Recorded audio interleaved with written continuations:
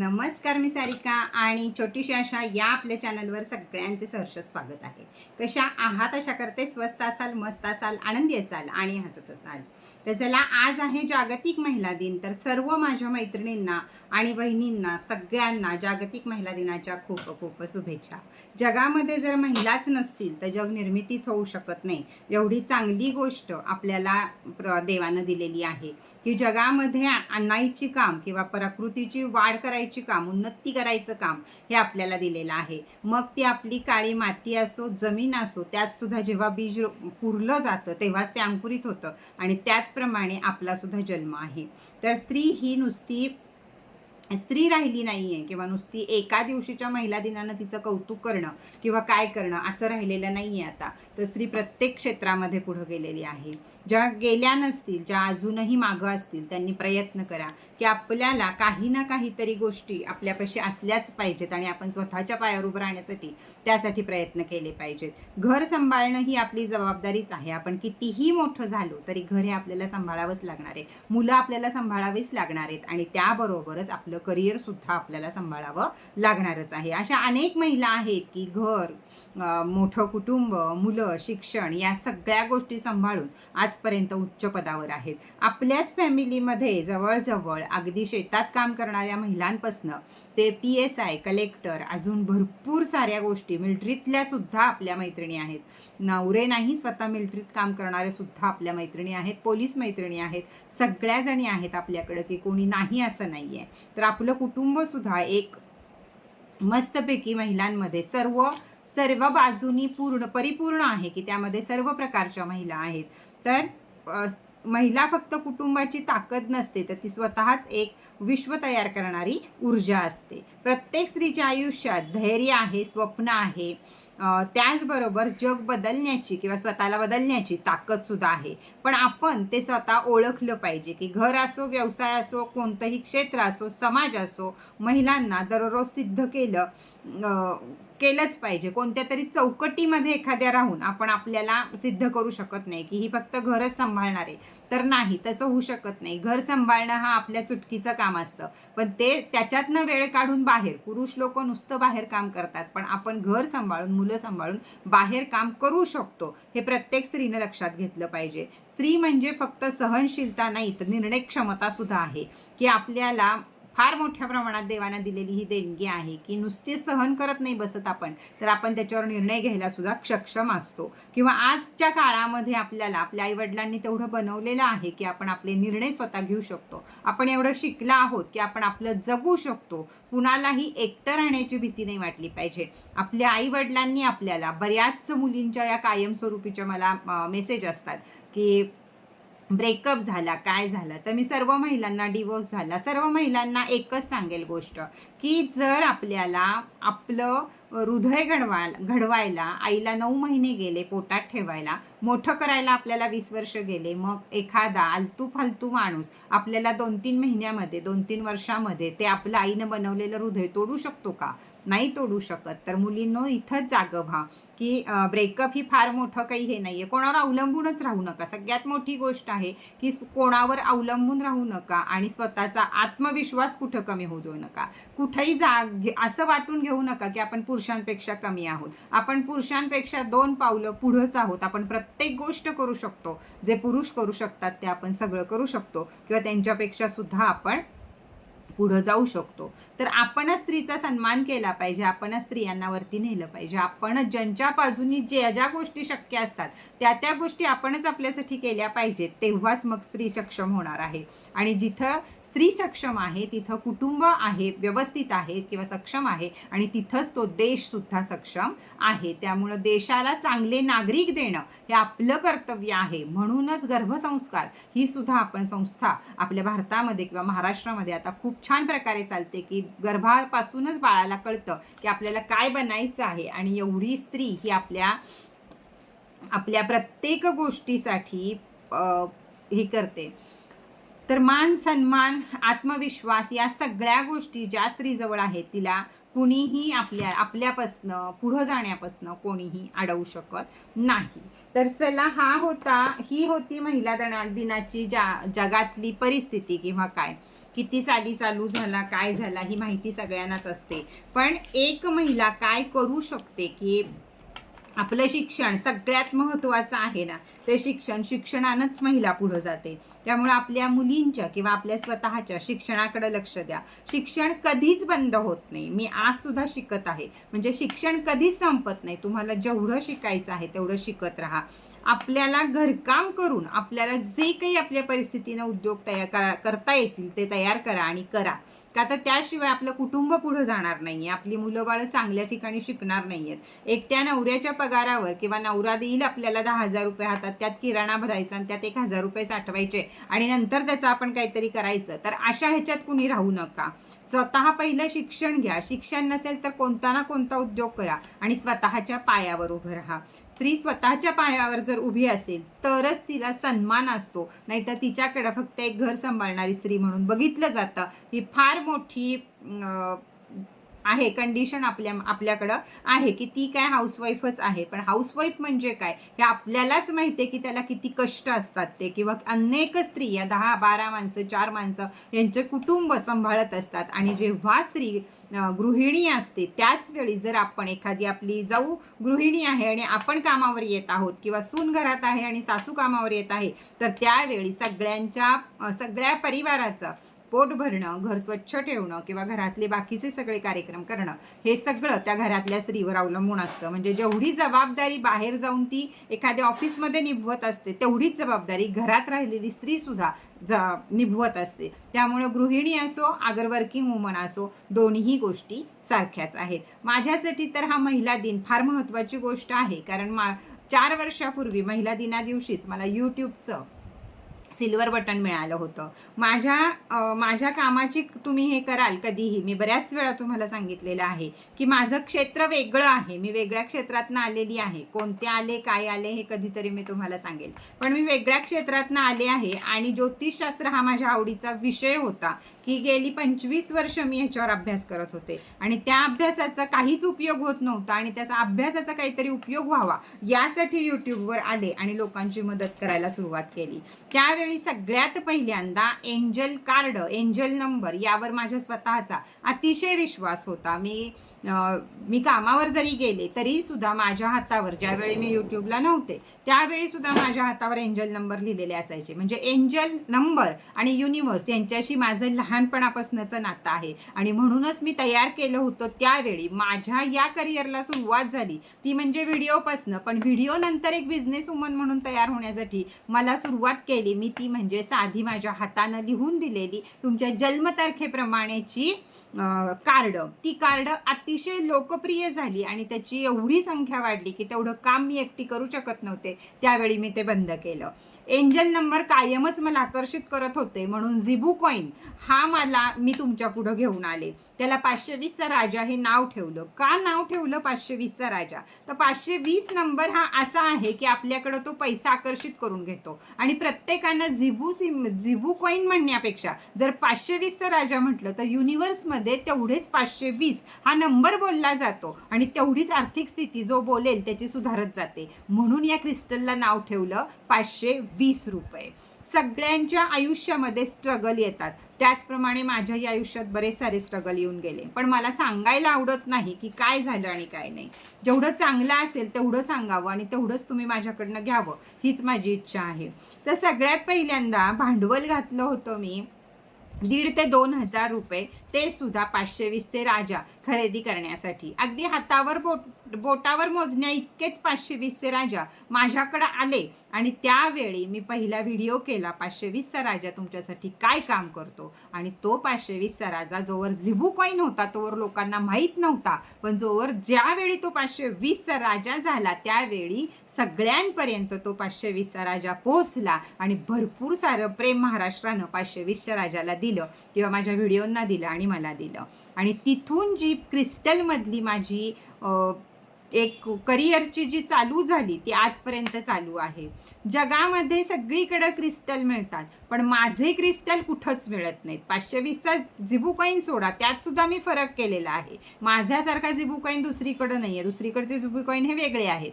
तर त्याचबरोबर मी माझ्या या वयामध्ये सुद्धा एक शिकण्याची आवड ठेवली की 500-200 राजांना जर एवढं लोकांचं चांगलं होत असेल तर ज्योतिषशास्त्राचा सखोल अभ्यास आपण केला तर अजून महिलांना आपली मदत होईल.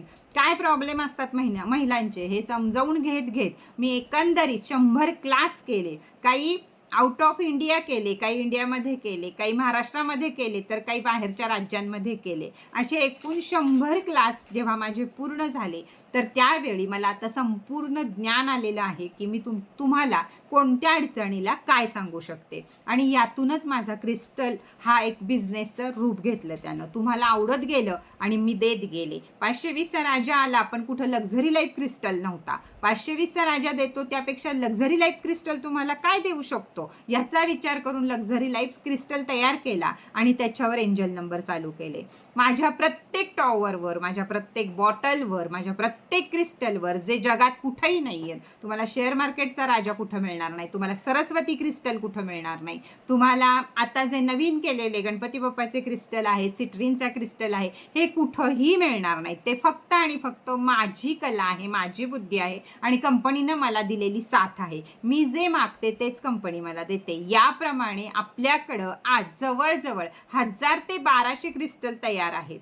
त्याचबरोबर वेळोवेळी मी वेगळे क्रिस्टल हे तुम्हाला फ्रीमध्ये देत गेले. का देत गेले तर माझा एवढा विश्वास आहे क्रिस्टलवर आणि तुमचा बसत गेला की क्रिस्टल सगळ्यापेक्षा लवकर काम करतो. जगामधले उपाय असू देत, अगदी काहीही असू दे, त्यापेक्षा युनिवर्स आणि क्रिस्टल हे फार जोरदार काम करतात. हे सगळ्यांच्याच लक्षात आलं आणि माझ्या स्वतःच्या सुद्धा लक्षात आलं की बाबा क्रिस्टल खूप जोरात काम करतो. आयुष्यात क्रिस्टल असेल तर मागं वळून बघायची गरज नसते. त्यामुळं मी आपल्या शरीरामध्ये 75% पाणी असतं. त्यामुळं आपल्याला बघा तुम्ही की एक छोटा चंद्र, म्हणजे छोटा म्हणण्याजोगापेक्षा एक चंद्र जर आपल्या समुद्राला ओहोटी आणि भरती आणू शकतो तर आपल्या शरीरामध्ये सुद्धा पौर्णिमा आणि अमावस्येला याच क्रिया घडतात. मी ह्याच्यावर विचार करत गेले परत की पाणीच जर आपल्या शरीरामध्ये आहे त्यामुळं जसं समुद्राचं वातावरण राहणार तशीच आपली मानसिकता किंवा मनस्थिती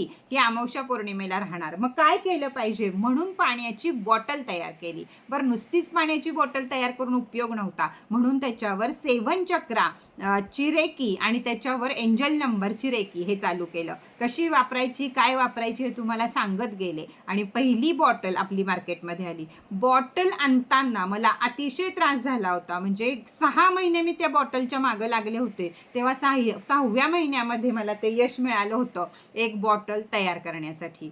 त्यानंतर दिवाळी आली. दिवाळीला सुरुवातीला एक साधी पोटली आपली तयार झाली. त्यानंतर क्रिस्टल पोटली तयार झाली. यावर्षी क्रिस्टल बॉक्स तयार झाला. पाडवा पोटली तयार झाली आणि अशा अखंडपणे तुम्ही मला साथ देत गेलात आणि माझा जे काही माझ्या मनात होतं किंवा जे काही माझ्या डोक्यात येत होतं ते मी साक्षात आणत गेले, समोर आणत गेले, विचार करत गेले, तासनतास अभ्यास केला त्या गोष्टीवर की कोणती गोष्ट तुम्हाला दिली म्हणजे तुमच्या आयुष्यातली दुःख कमी होतील. व्यसनमुक्ती क्रिस्टल कुठंही नाही मिळणार, कुठंही नाही मिळणार, कारण मी स्वतःच्या माझ्या ह्यानं तयार केलेला तो क्रिस्टल आहे. त्यामुळं तो तुम्हाला जास्तीत जास्त प्रकारे काम करतो. आता सगळ्या या माझ्या जीवनाच्या प्रवासामध्ये सर्वात जास्त महत्त्वाची गोष्ट होती ती म्हणजे माझा यूट्यूबचा परिवार. तर या परिवारानं जे काही मला सहाय्य केलं त्यामुळं माझं करिअर इथपर्यंत आलं आणि मी या प्रकारे घडू शकले किंवा तुमच्यासाठी आजही नवीन काही करू शकेल.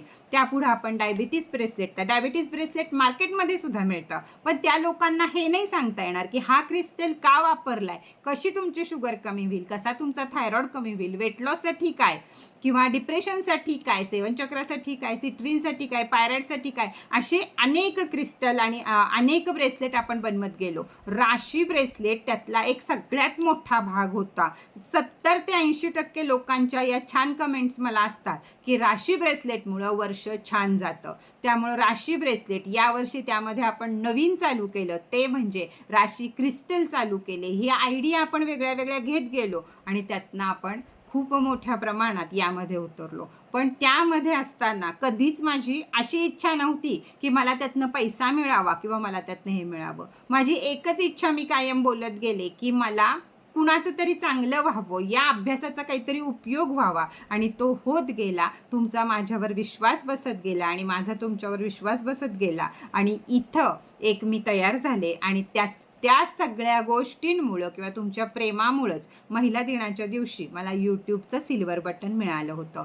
तर काही करू शकतो, म्हणजे एक छोट्याच्या स्टोरीतनं तुम्ही हे लक्षात घ्या की प्रत्येक माणूस काही करू शकतो. रेकी कोरोनापर्यंत भारतामध्ये किंवा कमीत कमी महाराष्ट्रामध्ये रेकी हा प्रकार अगदी 20% होता. 20% डॉक्टर लोक जी होती तेच रेकी शिकलेले होते आणि त्याच्यावरच चालत होतं. मग रेकीमध्ये आणखीन कुणी यावं, काय करावं, हे कोरोना काळामध्ये मला सुद्धा लक्षात आलं की तेव्हाच माझं चॅनल निघालं होतं नवीन, आणि याच्यावर क्रिस्टल कधी चार्ज होतो तर रेकीनं चार्ज होतो. मग त्यासाठी गरज आली मला रेकी शिकायची. मग रेकी शिकता शिकता ती 5 ग्रँड लेवलला कधी जाऊन पोचली. आपण जर एखादं मास्टर झालो एकामध्ये तर आपल्याला एवढा आनंद होतो, पण मी 5 डिग्री मास्टर झाले रेकीमध्ये. त्यामुळं रेकी म्हणजे काय किंवा रेकीनं क्रिस्टल तर असतोच असतो, पण त्याच्या जोडीला जशा नाण्याच्या 2 बाजू आहेत तशीच रेकी आणि क्रिस्टल या 2 बाजू आहेत. रेकी तुम्हाला अनेक जणींना अनुभव आहे की आज रेकी होती आणि उद्या त्यांची कामं होतात. तर रेकी एवढी पॉवरफुल आहे. मी त्यासाठी माझी झोप घालवली, माझं सगळं घालवलं, माझं पूर्ण दिवसाचं रुटीन मी बदलवून टाकलं. पण ज्यावेळी शांतता आहे त्याच वेळी तुम्हाला रेकी दिली आणि मग तुमच्याकडं वस्तू पोहोचल्या. काम एकटी करत राहिले, आजपर्यंत काम एकटी करत राहिले का, तर हे रेकीचं काम आहे. दुसऱ्या कुणाचे हात लागले तर ते तुमच्यापर्यंत नीट पोचणार नाहीत. याच फक्त भीतीनं मी कायमस्वरूपी एकटी काम करत राहिले की तुम्हाला ते व्यवस्थित पोचावं आणि त्याचे तुम्हाला फायदे व्हावेत, आणि झाले सुद्धा. त्याचमुळं तुम्ही मला एवढं पसंत केलं. बाकीच्या बऱ्याच गोष्टी मी जगाच्या समोर घेऊन आले. जागो ग्राहक जागो. तुम्ही जमिनीवर उभा आहात, तुम्ही धुरावर काहीतरी कुठलाही मंत्र, म्हणजे कुठल्याही क्रिस्टलला कुठलाही मंत्र म्हणता आणि डायरेक्ट जमिनीला पाय असताना एखाद्याच्या हातामध्ये घालून टाकता ब्रेसलेट. तर अशा अंधश्रद्धा किंवा वेडेपणा हा सुद्धा यूट्यूबला आला. पण तरीही माझ्या या मैत्रिणी हल्ल्या नाहीत की ताई तुझ्यावरच विश्वास आहे. ही गोष्ट सगळ्यात मोठी महत्त्वाची होती.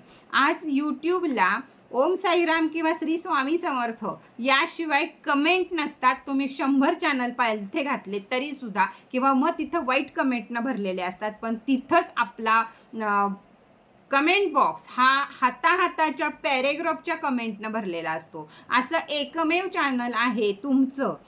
चॅनल तुमचंच आहे, करणारी फक्त मी आहे. की सारिका लाईफस्टाईल असो, एस ज्योतिष कट्टा असो, अगर छोटीशी आशा असो, सगळ्या चॅनलला या भरभरून कमेंट मिळतात. त्या या माझ्या महिलांच्या, माझ्या मैत्रिणींच्या. तर जर तुम्ही माझ्यावर एवढं प्रेम करू शकता तर तुम्ही काहीही करू शकता. आजही काही स्त्री अडचणीमध्ये आहेत, पैशाच्या अडचणीमध्ये आहेत, पती व्यसनी आहेत किंवा पती अजून कुठं गुंतलेले आहेत, अशा बाबतीत आहेत. तर मी त्यांना फक्त हेच सांगत असते कायमस्वरूपी की तुम्ही सुद्धा करू शकता. मी करू शकते तर तुम्ही का नाही करू शकत, तुम्ही सुद्धा करू शकता.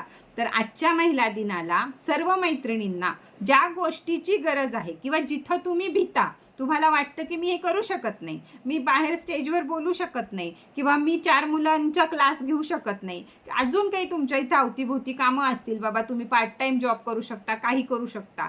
एकच सांगणं आहे आणि एकच शपथ घ्या सगळ्यांनी. आपली मुलं थोडीशी मोठी झाली, नवी पिढी असेल, मुलं लहान असतील तर आपली मुलं मोठी झाली की सगळ्यात पहिला मुद्दा हा आहे की आपण स्वतःच्या पायावर उभं राहिलं पाहिजे. स्वतःच्या पायावर उभं राहून मुलांची जबाबदारी आपल्यावरच आहे. कारण एक आई चांगली असेल तरच पुढची मुलगी किंवा मुलगा आपला हा चांगला घडतो. त्यामुळं प्रत्येकीने ही शपथ घ्या की यावर्षी पुढच्या, आज किती जणी गृहिणी आहेत, किती जणी काहीच कमवत नाहीत. कुणाचं नशीब एवढं चांगलं असेल की त्यांच्या नवऱ्यांना बक्कळ पगार असेल, मुलांना बक्कळ पगार असेल, त्यांना घराच्या बाहेर जायची गरज नाहीये, तर त्यांनी सोशल काम करा, कुणासाठी तरी मदत करा. तुमच्याकडे एवढा पैसा आहे तर तुम्ही वृद्धाश्रमांना मदत करा, तुम्ही अनाथाश्रमांना मदत करा, तुम्ही ज्या महिलांना गरज आहे त्या महिलांना मदत करा. बचत गटामार्फत त्यांना कर्ज द्या आणि एखादे उद्योग चालू करून द्या. ज्यांच्याकडे आहे त्यांनी हे काम करा, आणि ज्यांच्याकडे नाही आहे त्यांनी कशातनं आपण 4 पैसे मिळवू शकतो, मग ते शिवणकाम असो, रानातलं भांगलण असो, किंवा अगदी क्लास 1 ऑफिसर असो, कुणीही असो, तर या गोष्टींकडे लक्ष द्या. त्याचप्रमाणे आपल्या मुली आणि मुलं, मुलगा मुलगी भेद नाही आहे, मुलं आणि मुली या दोघांनाही योग्य शिक्षण द्या आणि योग्य वळण द्या. आपण फक्त आणि फक्त स्त्रिया मुलींना सांगत असतो की हा गुड टच आहे, हा बॅड टच आहे, किंवा हे कपडे असे नाही घालायचे, ते असं नाही घालायचं, कुणाला इथं हात नाही लावू द्यायचा, कुणाशी बोलायचं नाही, कुणाचं चॉकलेट खायचं नाही, कुणाकडेही बघायचं नाही. हे सगळं आपण आपल्या मुलींना सांगतो, पण याच गोष्टी मुलांना शिकवणाऱ्या सुद्धा आया आहेत आणि त्यापैकी सगळ्यात महत्त्वाची मी आहे. मी माझ्या मुलाला हेच शिकवलं होतं की जगातली एक स्त्री सोडून, 2 स्त्रिया सोडून, तुझी आई आणि तुझी होणारी बायको सोडून सगळ्याच जणी तुझ्यासाठी बहिणीप्रमाणे आहेत किंवा आईप्रमाणे आहेत. कधीही कोणाकडं वाकड्या नजरेनं बघायचं नाही. मुलींनी कसेही कपडे घालू, अगर काही घालो, आपली नजर चांगली पाहिजे, त्यावेळीच आपण चांगलं घडतो. मी माझ्या मुलाला जे संस्कार दिले त्यामुळं आज तो योग्य भारतीय नागरिक बनला आहे की त्याच्या बाजूने आपल्याला कोणत्याही प्रकार. तर मुलीलाच फक्त सांगत बसू नका, चुका करणारे मुलगे सुद्धा असतात, तर त्यांना सुद्धा शिकवा. आयांच्या बाबतीत अतिशय प्रमाणात लाड केले जातात मुलांचे आणि मुलींना सगळ्या शिकवणी दिल्या जातात. तर या गोष्टी लक्षात ठेवा. दुसरं, कायमच मी म्हणत आले की स्त्रीच्या जीवनाचा वाईट काही असेल तर स्त्रीच करते, स्त्रीचं जीवन वाईट स्त्रीच करते. आणि यावरही मोठा व्हिडिओ आहे माझा पहिला, की 2 स्त्रिया किंवा 2 आया किंवा 4 आया एका मुलीचं लाईफ बर्बाद करतात. ते म्हणजे आपली मुलगी लग्न होऊन गेली, आता ज्या मुलींची लग्नाला आलेल्या मुली आहेत ज्यांच्याकडं, त्यांनी अगदी लक्षात ठेवा आणि मुलांच्या आयांनी सुद्धा लक्षात ठेवा ही गोष्ट. मुलगी एकदा लग्न होऊन गेली की ती आपली नाही. तिला एवढं सक्षम बनवा की तिला सासरी जाऊन काही त्रासच होणार नाही. तिला एवढं चांगलं शिक्षण द्या की सासरी जाऊन ती त्रासच देणार नाही आणि तिलाही त्रास होणार नाही, सासरकडच्यांनाही त्रास होणार नाही. आणि सगळ्यात मोठा मुद्दा, आईनं मुलीच्या संसारात लक्ष घालू नका. माझ्याकडं सुद्धा रोज तुम्ही लोक हेच सांगत आहात, आई ताई मुलगी सासरवरनं निघून आली आहे, आमची इच्छा आहे सासू सासऱ्यांनी यावं आणि घेऊन जावं. का घेऊन जावं, काय झालं, का ठेवून घेतलीत मुलीला? एवढे पण लाड करू नका, किंवा एवढाही जमाना आता अगदी मागच्या माहेरच्या साडीसारखा राहिलेला नाहीये की तुमच्या मुलींना कोणीतरी जाळून टाकेल. तर या 4 स्त्रिया म्हणजे त्यांना कोण शिकवत असतं, त्यांची आई. तर दिवसभर फोनवर राहणं, दिवसभर आईशी गप्पा मारणं, आईनं अजून काहीतरी शिकवणं आणि ते आपल्या संसारात आपण आणणं. म्हणून ज्या स्त्रीच्या संसारामध्ये आई घुसली तिच्या संसाराचं वाटोळं झालं म्हणून समजा. आईला आईच्या सासरी नांदू द्या आणि तुम्ही तुमच्या सासरी नांदा. आपल्या गोष्टी आपण क्लिअर करायला शिका. त्यासाठी गरज आहे शिक्षणाची. जर मुलीला शिक्षण चांगलं असेल तर तिची बुद्धी स्वतः आपण काय करावं हे चांगली चालती. म्हणून मुलींना योग्य शिक्षण द्या, सर्व कामं शिकवा. मुलगा असू दे ना तर मुलगी असू दे, स्वतःचं धुणं धुण्यापासनं ते स्वतः स्वयंपाक करण्यापर्यंत दोघांनाही आलं पाहिजे. ही एक आई म्हणून, स्त्री म्हणून आपली जबाबदारी आहे. तर या गोष्टींकडे लक्ष द्या की शेजारचीनं काय केलं, शेजारचीनं कुठली साडी आणली, मग ती साडी आपल्याकडं नाही आहे म्हणून त्या नवऱ्याच्या मागं लागायचं, मग त्या बचत गटातनं कर्ज काढायचं आणि ती साडी घेऊन यायची. बऱ्याच जणींचा हा फोन त्यांच्याकडं आहे, मित्रांचं मुला लोकांचं आहे, आम्हाला पण पाहिजे, मग EMI वर फोन घेऊन यायचा, EMI वर वॉशिंग मशीन घेऊन यायचं, EMI वर TV घेऊन यायचं, EMI वर गाडी घेऊन यायची. या सगळ्यामुळं तुम्ही कर्जबाजारी होत आहात आणि कर्जबाजारी झालं की टेन्शन वाढतं आणि टेन्शन वाढलं की रोग वाढतात. हे सगळं एकत्र समीकरण आहे. ज्यावेळी तुमचे EMI संपतील त्यावेळी तुम्हाला 40-45 वर्ष आलेले असतील आणि एखादा तरी आजार तुम्हाला ग्रासलेला असेल की त्यावेळी जीव मारून ज्या या गोष्टी घेतल्या आहेत त्या गोष्टी जेव्हा पैसा असेल त्यावेळी आपण खाऊ शकत नाही किंवा आपण फिरू शकत नाही. असं आपल्या जीवनाचं सार पुढं बनत जातं. म्हणून योग्य वेळी योग्य निर्णय घ्यायला हे स्त्रीनं शिकलंच पाहिजे. तर चला, अजून तुमच्या काय छान छान स्टोऱ्या असतील त्या आजच्या कमेंट बॉक्समध्ये नक्की लिहा. तर परत एकदा महिला दिनाच्या सगळ्यांना खूप खूप खूप शुभेच्छा आणि खूप खूप धन्यवाद या गोष्टीसाठी की तुम्ही आहात म्हणून मी आज इथपर्यंत येऊ शकले आणि यापुढं सुद्धा मी आहे. तोपर्यंत तुम्हा सर्वांची साथ माझ्याबरोबर अशीच राहील, सर्व महिलांची साथ माझ्याबरोबर अशीच राहील. आपल्या तिन्ही चॅनलला तुम्हाला माहिती आहे आपल्याला एकच यूट्यूब बटन मिळालं आहे आणि फार वर्षाची माझी इच्छा अपुरी राहिली आहे की सारिका लाईफस्टाईल आणि ज्योतिष कट्टा याला आपल्याला अजूनही सिल्वर बटन मिळालं नाहीये. तर स्वप्न मी पाहिलंय, पण पूर्ण तुम्ही करायचं आहे की आपल्याला लवकरच दोन्ही चॅनलला सिल्वर बटन मिळालं पाहिजे. तर असंच प्रेम, असाच श्रद्धा आणि सबुरी विश्वास माझ्यावर कायम राहू दे. आणि जे काही मी तुमच्यासाठी आणत असते, करत असते, त्यासाठी तुम्ही जी साथ देता त्यासाठी परत एकदा खूप खूप धन्यवाद. तर चला, परत भेटूया नवीन माहिती बरोबर, नवीन व्हिडिओ बरोबर. तोपर्यंत टाटा बाय बाय. आणि नवीन चालू केलेलं आहे मी राशी भविष्य, एस ज्योतिष कट्ट्याला डेली राशी भविष्य, डेली एंजल नंबर आणि डेलीचा तुम्हाला वैदिक उपाय हा तुम्हाला तिथं दिला जाईल. तर रोज सकाळी 7 ते 8 दरम्यान मी व्हिडिओ टाकत जाईल. तर जरूर बघत जा आणि त्या दिवशीचे उपाय करत जा. का तर परिस्थिती फार वेगळी आहे. मी आधीचे मार्च एंडिंगपर्यंत तरी दिवस चांगले जातील, पण मार्च नंतरचे दिवस हे अतिशय भयानक आहेत. त्यामुळं उपाय केलाच पाहिजे आणि राशी ब्रेसलेट हे घातलंच पाहिजे, हे अनेक वेळा सांगितलं आहे. तो विषय वेगळा आहे आजचा, तो नाही. तर चला, टाटा बाय बाय.